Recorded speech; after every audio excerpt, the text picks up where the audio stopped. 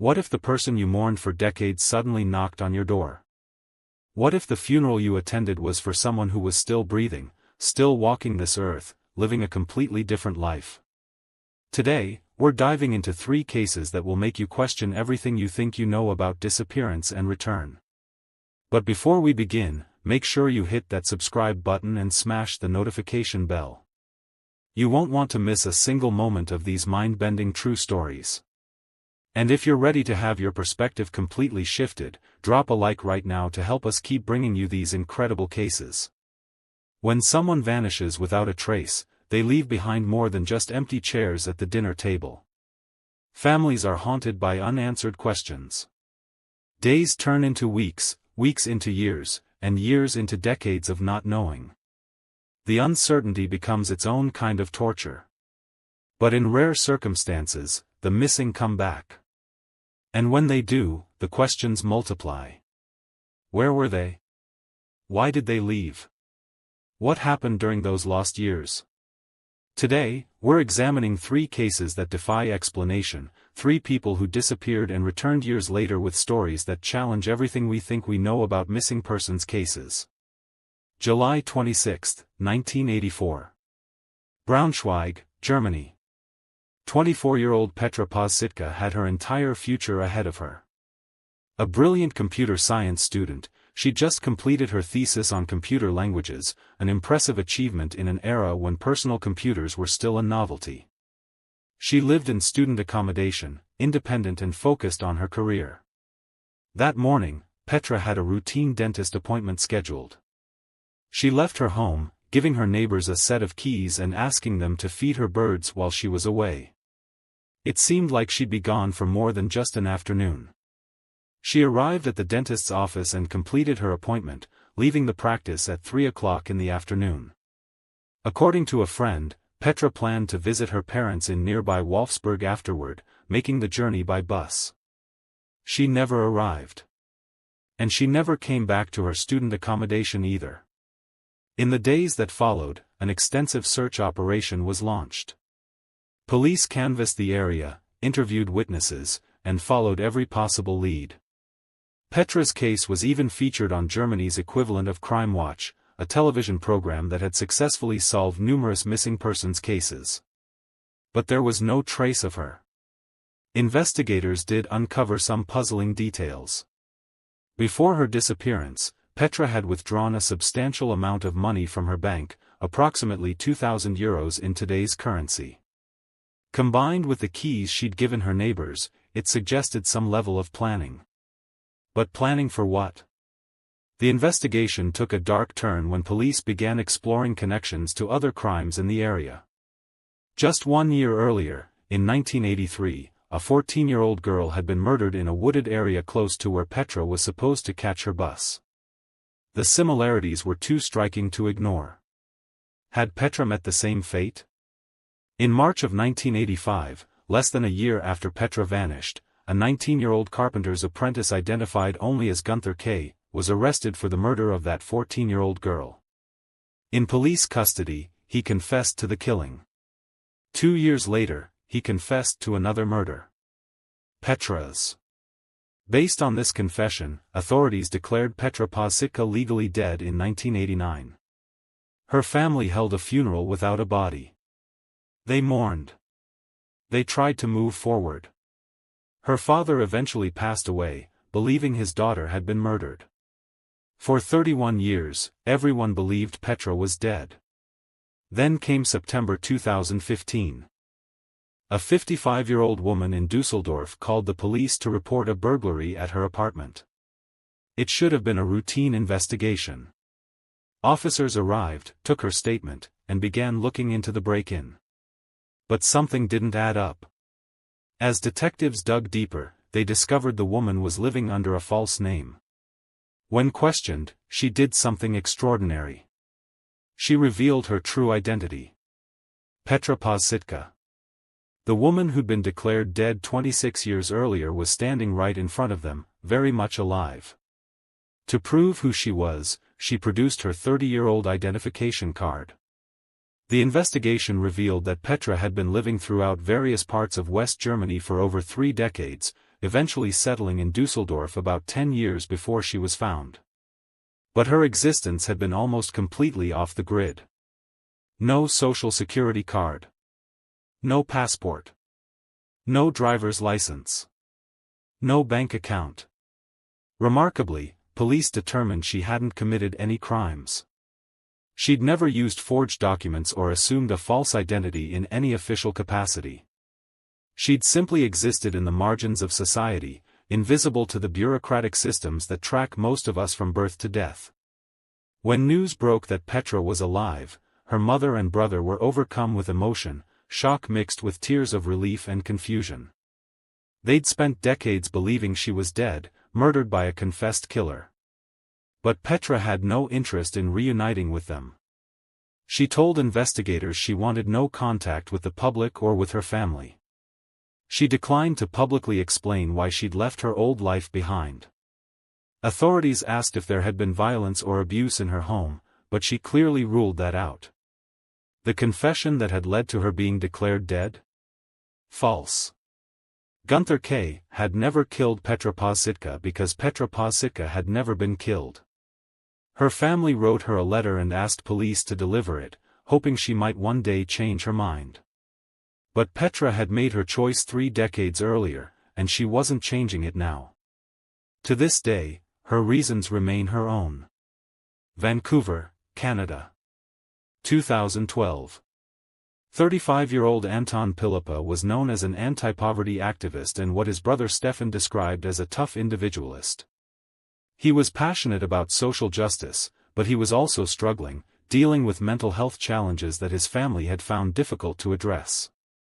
In January 2011, Anton had been involved in a physical altercation that resulted in assault and weapons charges. He was scheduled to appear in court, but he never showed up. Anton had vanished. Stefan searched everywhere. He notified police, visited shelters, reached out to jails and morgues. He posted on social media. He never stopped looking. But there was no trace of his brother anywhere in Canada. 5 years passed with no answers. Stefan later recalled, "I found myself being really frustrated all the time during those years, always having that aching question, where is he? What happened to him?" If you're still watching at this point, drop a comment with "I'm still here."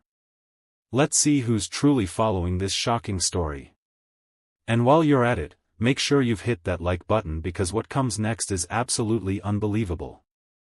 Then, in November 2016, halfway around the world, a Brazilian-Canadian police officer named Helenise Vidigal was driving down a highway in the northern Brazilian state of Amazonas when she spotted a man walking along the roadside. Something about him struck her as wrong.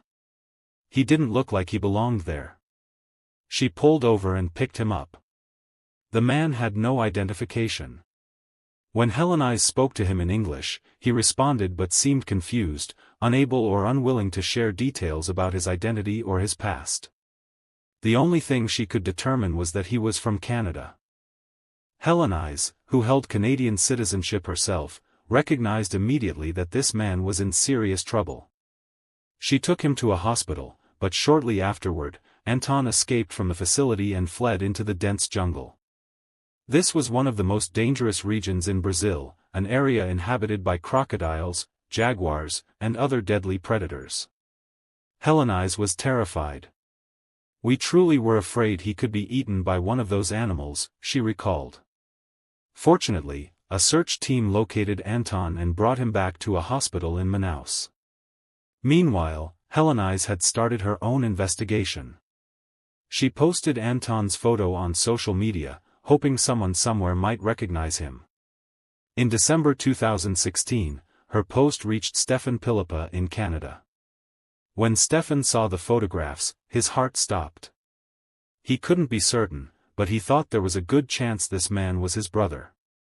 Still, he tried not to get his hopes up. With the help of a crowdfunding campaign to cover flights, accommodation, hospital bills, and consular fees, Stefan traveled to Brazil. In January 2017, he walked into that hospital room and saw Anton for the first time in 5 years. He looked really rough, Stefan remembered. His health was starting to deteriorate, but I was relieved that I'd arrived just in time. The details of Anton's 5-year journey are still unclear, but what Stefan was able to piece together is almost unbelievable. His brother had walked from Canada to Brazil, over 10,000 kilometers, sometimes without shoes, sometimes hitchhiking or hiding in the backs of trucks. One of Anton's goals had been to reach the National Library in Buenos Aires, Argentina. When he finally made it there after an unimaginable journey, he was turned away because he didn't have any identification. So he kept walking, crossing into Brazil. Anton survived by picking fruits and berries, relying on the kindness of strangers, and scavenging for food and clothing in bins. He'd started the journey with a backpack but was robbed multiple times. Yet somehow, against all odds, he survived. When asked about his experience, Anton told BBC Brazil, "I know that I am very lucky to be alive. I am very happy to be able to return to my family." He added, "I've never felt alone. It's been a lot of thinking for years, sleeping in the open. It's very simple to live. We do not need many things." Stefan later revealed that his brother had been suffering from mental health issues before he disappeared and that the family had struggled to get him the help he needed. The assault charges, the court date he missed, all of it was connected to Anton's deteriorating mental state. But now, reunited with his family and receiving proper care, Anton was doing remarkably well. Kitchener, Ontario, Canada. September 2, 1986. 21-year-old Edgar Lachalip walked away from the group home where he'd been living and simply disappeared. Edgar had developmental delays and was using his disability pension to rent a room at the facility. His mother, Sylvia Wilson, had last seen him in January of that year when he was hospitalized following a suicide attempt. She'd been deeply worried about him. He'd appeared severely underweight and unstable. When Edgar went missing, authorities feared the worst.